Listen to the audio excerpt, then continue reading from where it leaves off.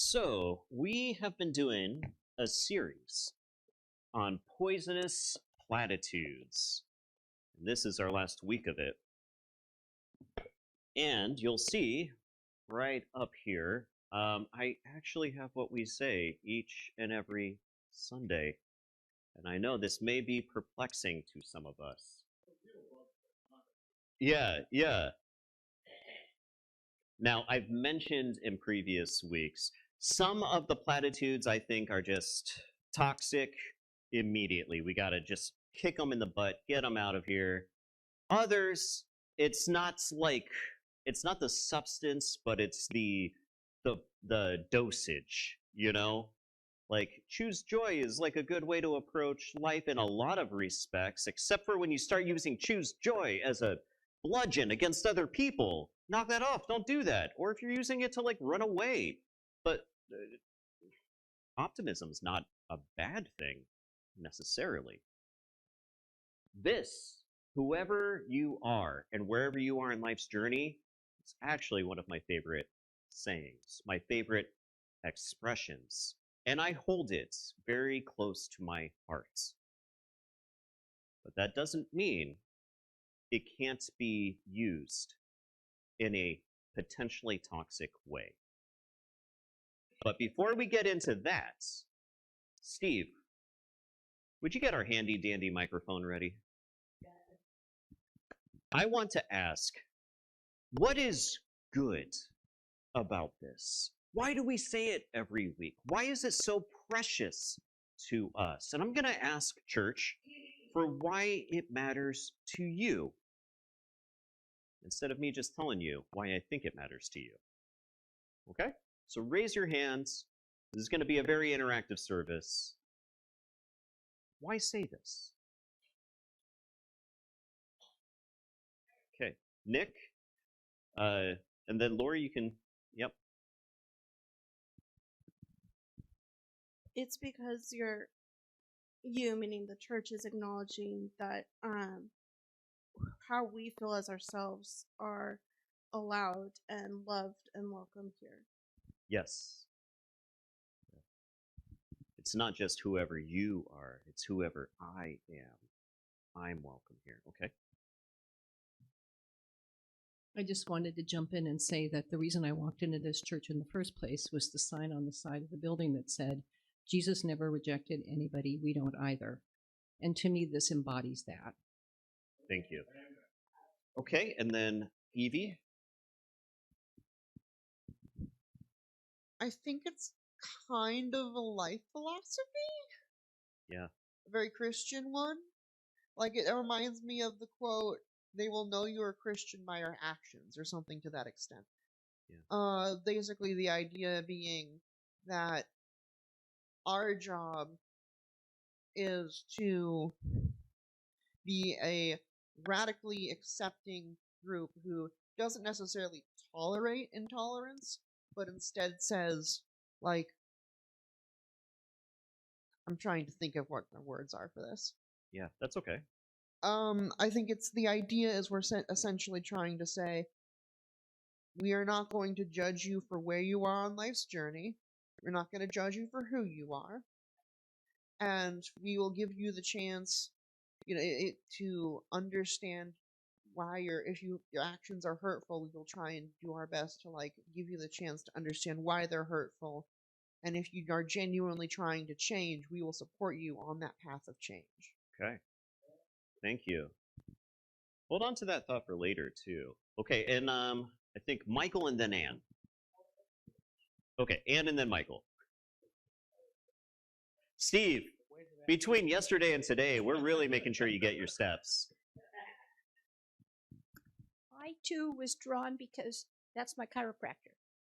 Yeah. So I saw it every time I came for a visit, and I thought, well, that's cool. The other thing is, because I did not grow up with the same religious tradition as the most of you, it means a lot to me to feel like I'm accepted for who I am.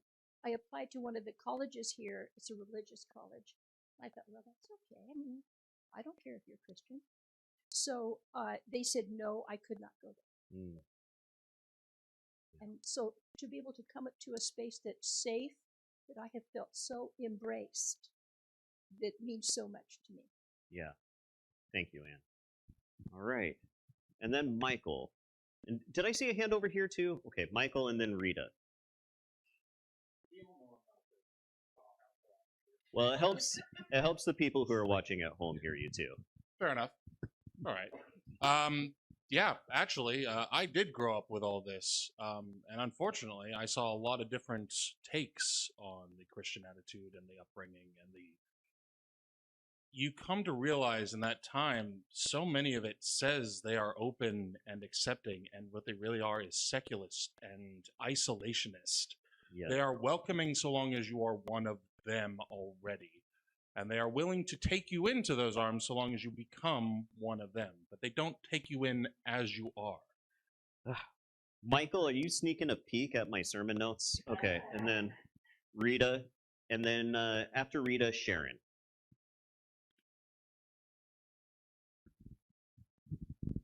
Yes, the saying means a lot to me because that expresses love forever for who you are.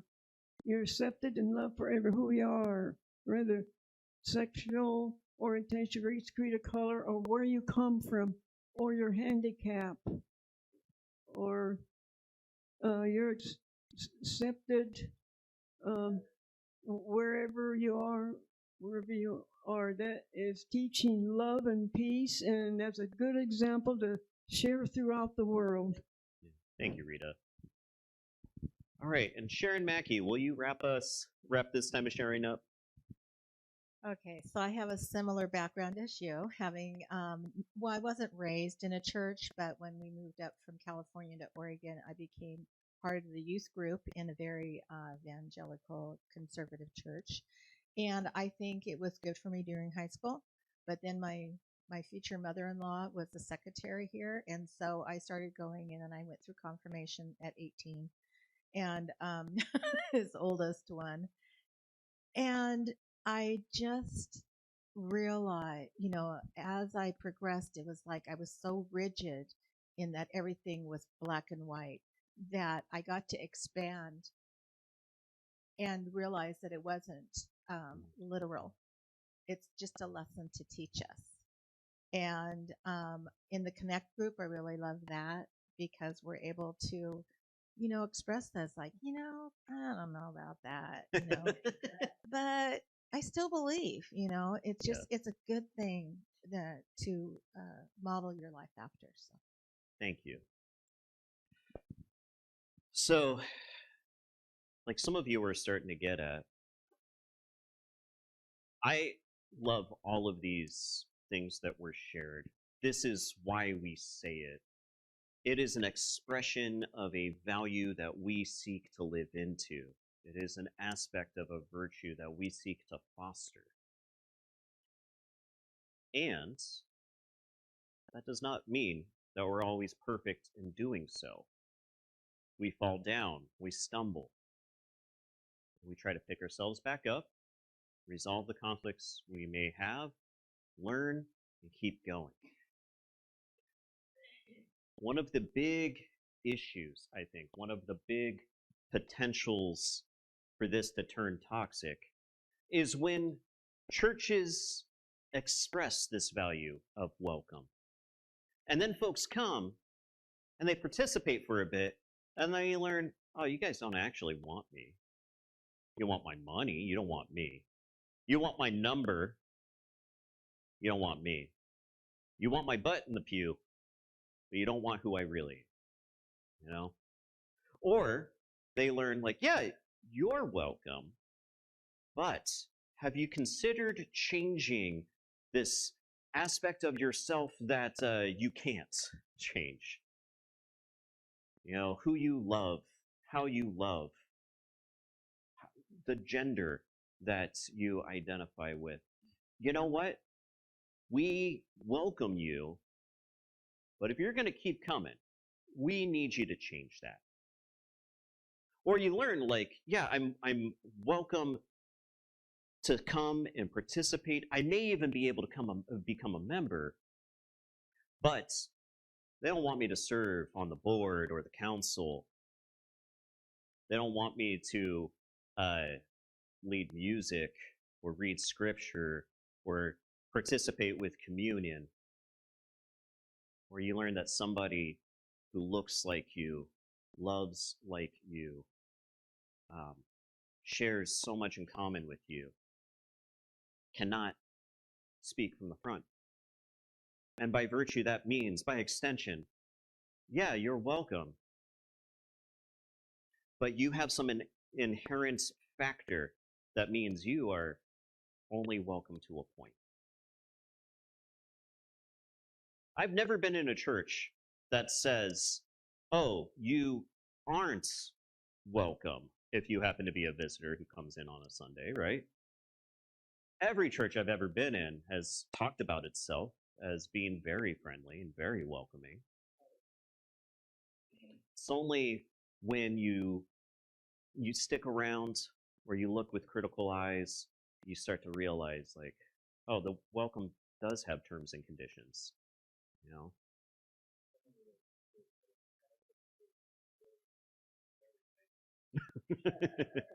Yeah, yeah.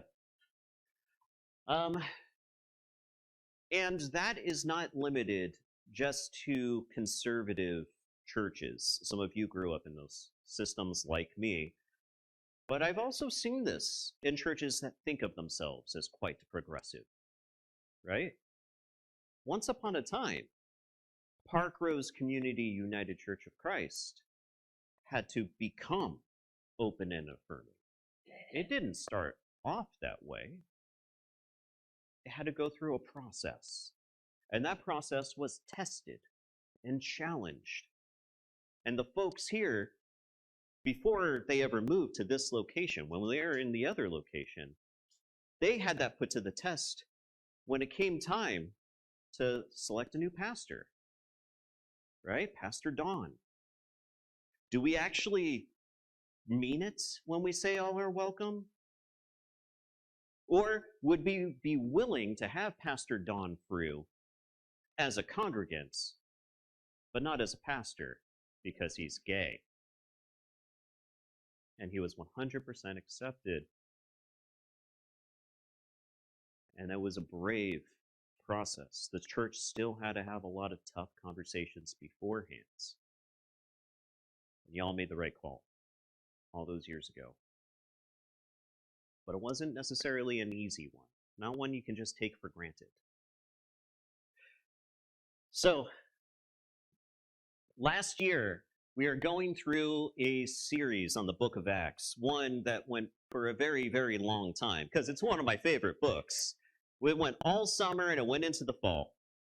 And I'm going to bring up some of what we talked about last year. And for those of you who were here, I hope this is refreshing and rewarding. And for those of you who weren't, this might all be new information. We'll see.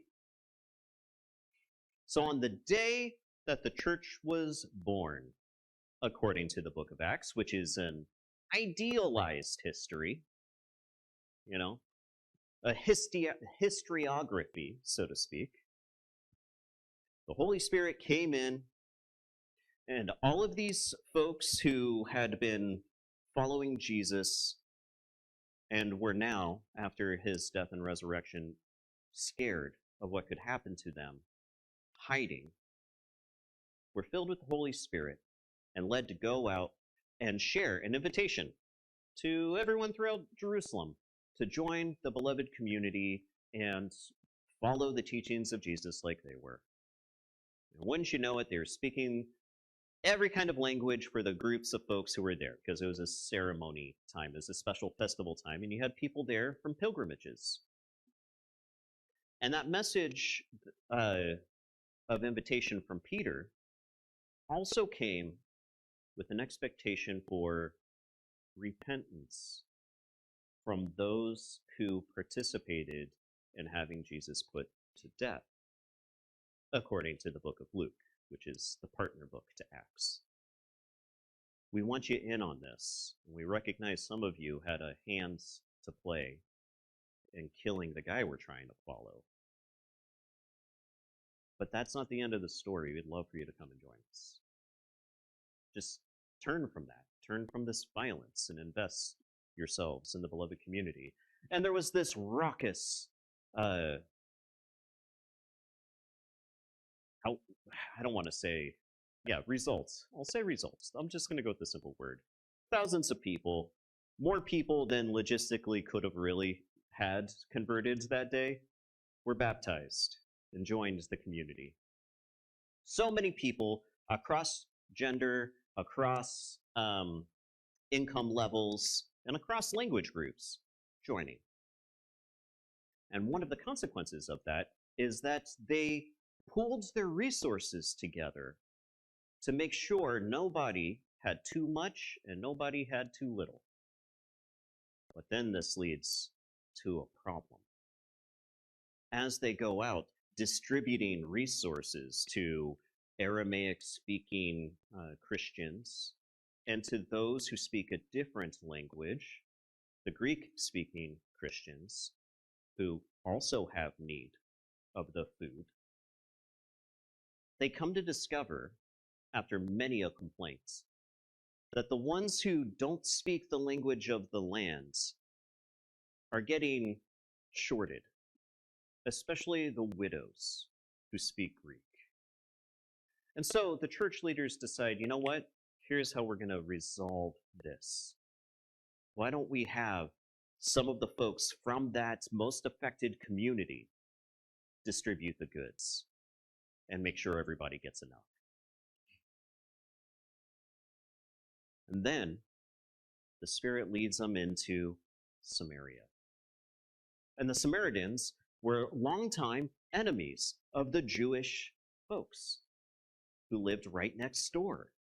They shared a lot in common religiously, but they had a history of violence towards one another, with both sides having committed various acts of what we might call terrorism against each other. And yet God has extended an invitation to them as well, the church learns. And so they are invited, and they also learn how to include one another, despite a history of ethnic enmity. But it doesn't stop there. We learn that there's another man who's acted violently against the church. He even had his hands holding the clothing of the people who killed the very first martyr. And you could just picture him applauding as they do so. And was going from town to town to try to convert people out of Christianity or to keep folks from moving into it by saying, if you do that, we're going to arrest you and you might be put to death. And this is Saul, who becomes recognized more greatly as Paul. And the church and Paul reconcile. They learn to trust one another as he repents of his violent ways. But it doesn't stop there.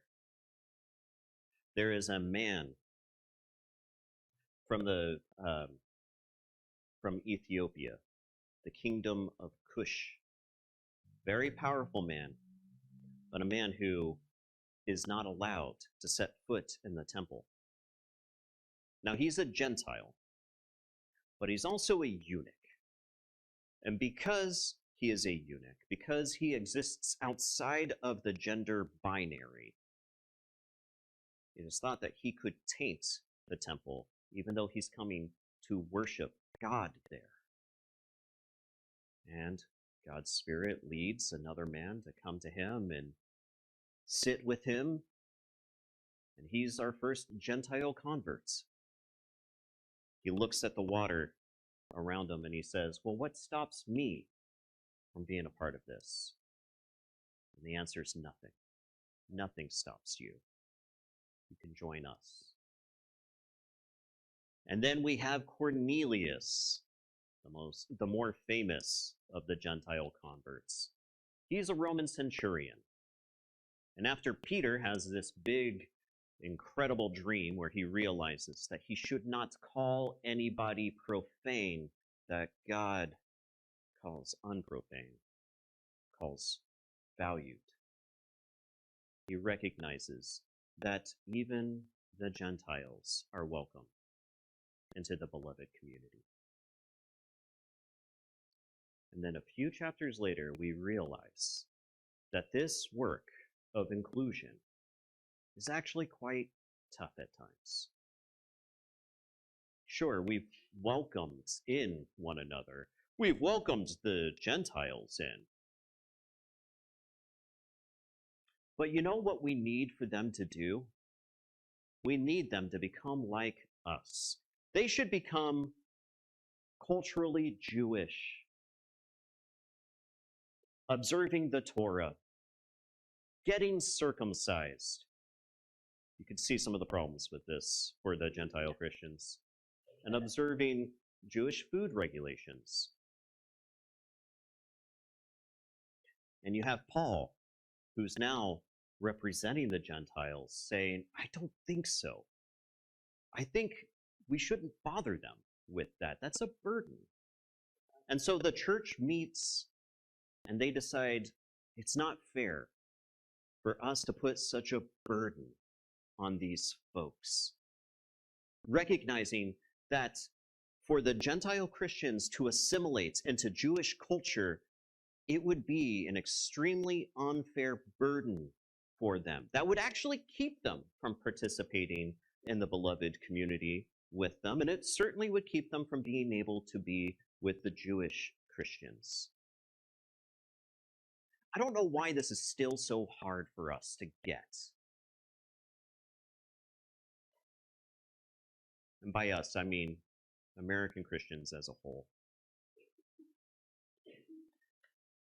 But the Jewish Christians, those in leadership over in the church in Jerusalem, they decide, you know what, there are some things that we need. For us to have harmony with each other, we do have some boundaries that we need. And these boundaries are ones that we still love today, okay? They say, well, first, there ought to be no fornicating. You okay, Carol? It's just one of those words, right? And also, nobody should eat strangled meat or bloody meat. And no meat offered to idols. And that's it. We got to have these boundaries. And these boundaries make some sense because they're trying to make it so they can do community with each other. But I've not ever been in a church today that really emphasizes, you know what? Make sure you didn't strangle that chicken before you ate it. You know? Make sure that the steak's not bloody. You know, you got to drain all the blood out of that steak before you serve it at the potluck. And if I hear that you've been having meat offered to idols, that's it. Excommunicated. Right? I know the fornicating piece. I mean, that one we all seem to go back and forth on. Unless you're the religious leader breaking in millions of dollars on TV, then it's probably fine for you, right? Now, the interesting thing about these boundaries that are expressed for the sake of harmony in the community is that Paul, in his letters, seems to have no awareness of them.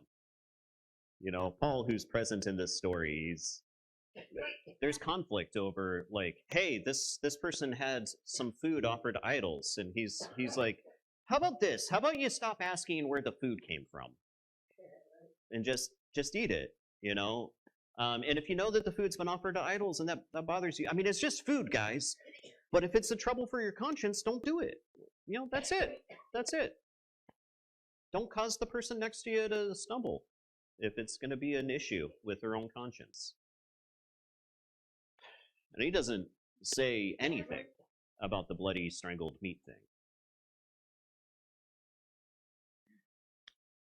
So this is what I hope that we can talk about here. The issue of boundaries for the sake of harmony. Okay? 9 years ago, something happened in this room that, for those who were present, was a formative moment. It's something that I hear folks still talk about today. Someone came into the church. He often just gets referred to as the interrupter. That's his supervillain name in our story. Yeah. And he was sitting over by Travis, apparently. And then Don comes forward. He's about to preach. And the man comes up here, stands up here in front of the choir. We had a choir at the time. And he starts screaming at Don and screaming at the church. He points up here. Don was going to preach on reverse racism is not a thing.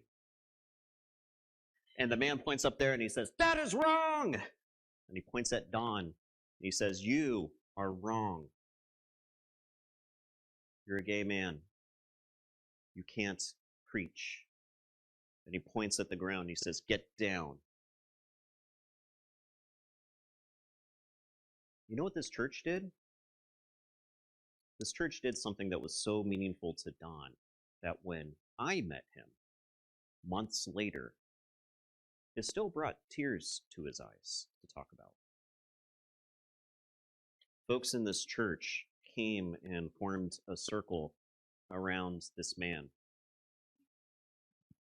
Some of you who are here right now, were in that circle. And some of you were in the choir. I know a couple of you were right here watching the whole thing go down. There was a very real fear about what this man was going to do. He was behaving quite wildly, and if he wanted to, he could do some damage. And Rodney, a man I've never had the pleasure of meeting, Rodney bravely got up, stood between Don and this man, and said, "You need to sit down." The man said, "You all just told me all are welcome. You told me I'm welcome, so I'm not going to sit down." And Rodney said, "You are welcome to this service. You are welcome to sit down and keep your opinions to yourself, but you are not welcome to disrespect my church and my pastor."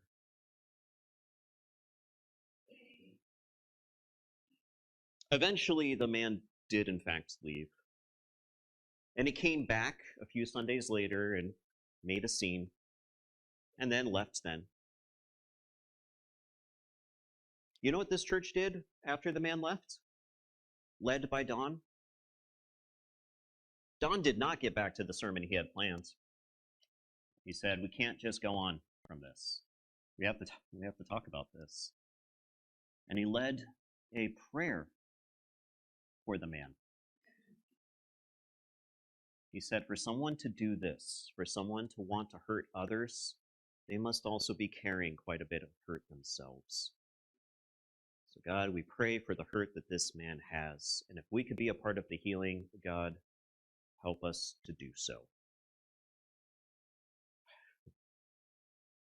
I reviewed the video for this before I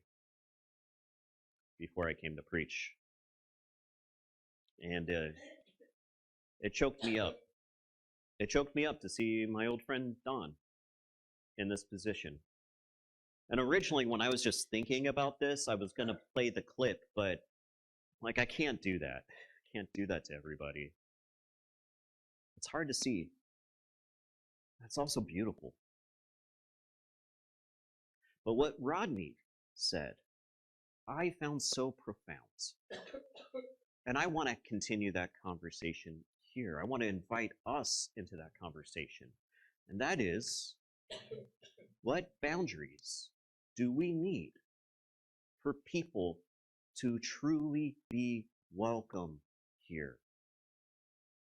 What boundaries do we need to have as a community for us to experience harmony? I doubt it's going to be the steak thing. Steve, would you mind bringing that microphone back up? Travis is going to take some notes. Again, I don't want to tell you what I think the boundaries ought to be. I want to hear it from you. What do you think they need to be? What are our expectations of each other? Go ahead and raise your hand and we'll jot those down.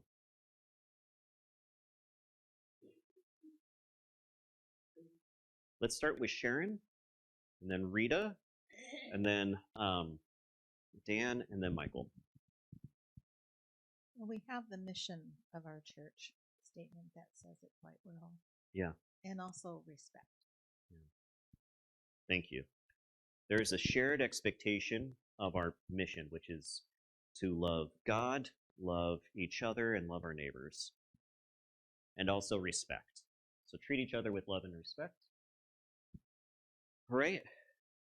Rita next, I think, and then Dan. And you can say it where you're sitting. Yes, to accept everyone, to help somebody that is maybe in trouble. We don't want to set boundaries for anyone, but there's a little exception. We will not accept any harm to each other from anybody, or destruction, or using profanity toward one another. That can be very hurtful. Thank you. Okay, I think those are several really good things. When we can help each other, we help each other. You can go ahead and hand it to Steve. And we actively avoid hurting each other, physically and with our words.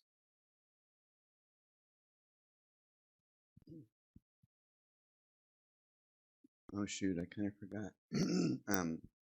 That's okay. I wanted to make a statement about the earlier thing that you had the microphone. It's the picture you had before, all is welcome. And the picture you had on there said all is welcome, hate is not, or something like that. Yeah. The way I see that is everyone is welcome except. And hate is a very subjective thing. And it often gets stirred up. It's not real. Yeah. Maybe someone might say something and someone might say, oh, you're a whatever phobe. And then that just goes back and forth. And then all of a sudden someone hates someone even though they weren't being hateful. I'm more like, we can't try to regulate a feeling or an emotion, right? Yeah. Or a thought. I'm more concerned when I see that. I think of overt acts of hate, or overt words of hate. So I appreciate you bringing that up. Yeah, well, it's what I remember kind of say. Everyone's welcome, but not violence. And that's subjective too. But the man who came 9 years ago, that was violent. Not like maybe hitting, but it's violent words. Yeah. Yeah. And so that's a boundary, violence. Yeah. Thank you. Okay, Michael?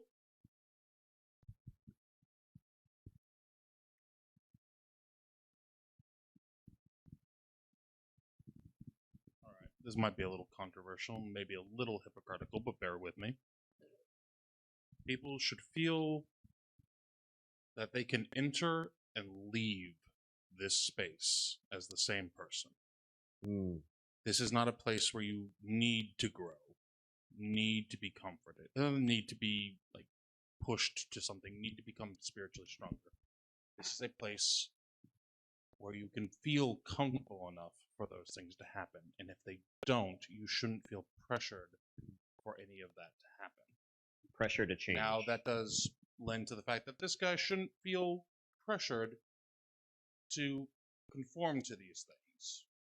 To some degree, yes. We shouldn't be pushing people to do things, but we also need to accept that that is not allowed. People shouldn't feel like they are restricted because of who they are. And there shouldn't be pushes that, like, you clearly just need to become stronger with God. It's like, maybe they're not at the point where they can do that yet. Yeah. But we can create a comfortable space to grow, but not requirement to grow. Yes. Yeah.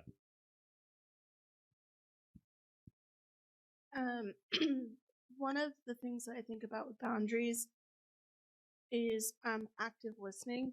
So a lot of us have a lot to say and a lot to feel, but I think listening and taking in what other people are saying is just as important. Yeah. So another boundary is try to listen to one another. And Sharon Erickson and Evie, are stretching or hand up? Okay, so we'll do Sharon next and then Evie. And Evie, I think you're going to end us on this. Oh, Anne will end us. Okay. So I think one of the other pieces about this is also to examine our own biases and make sure that I grew up in an entirely racist setting, and that makes me think about people in a particular way. You have to do a lot of work to get yourself unhooked from all of that. Right. Same thing with anti-LGBTQIA. So I feel like that on our part, understanding our own biases and then trying to work outside of that. And I know that the safety team is going to be trying to deal with some of this as well. Okay, we welcome people, but if you're using drugs, what does that mean? Like using drugs in the church building. Or outside. On the campus. Yeah. Yeah. Yeah. Yeah. Okay, let's get Evie and then Anne.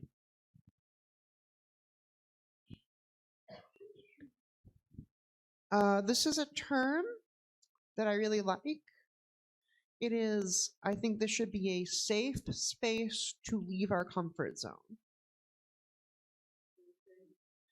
So we should, that basically means, that doesn't mean it's like a hug box. Yeah. You will sometimes get uncomfortable and have to face things, but it should be a space where you are safe in doing so. Yeah. Yeah. I like that. Okay.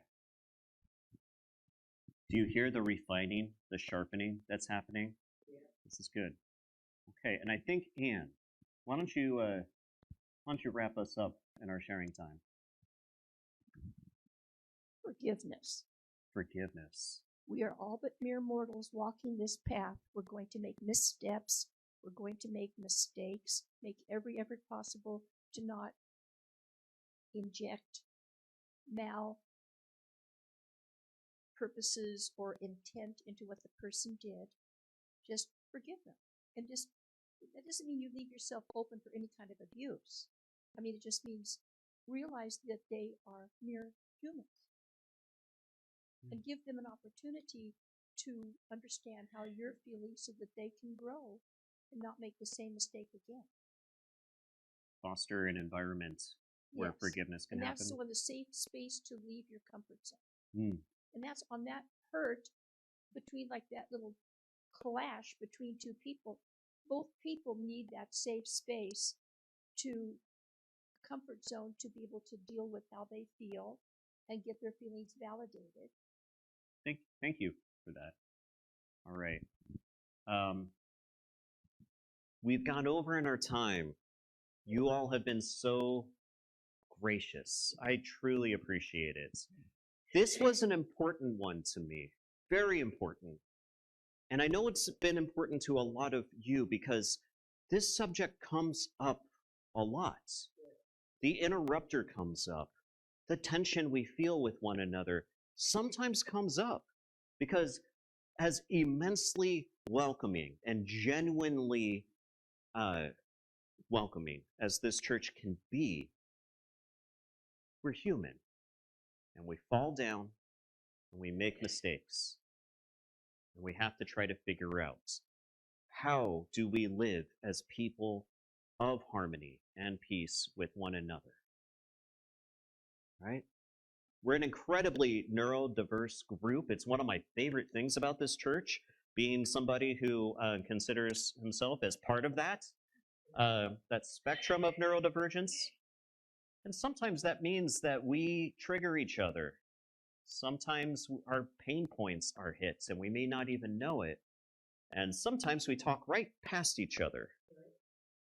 And it's a beautiful problem to have because it means we are not all the same. We are different. It is a beautiful struggle, and it's one that was so important to the writer of the book of Acts that half the book is nothing but this struggle and God's guidance through it. And I share that hope. And sometimes I've been lucky enough to experience that room for growth with what I trust is God's leading.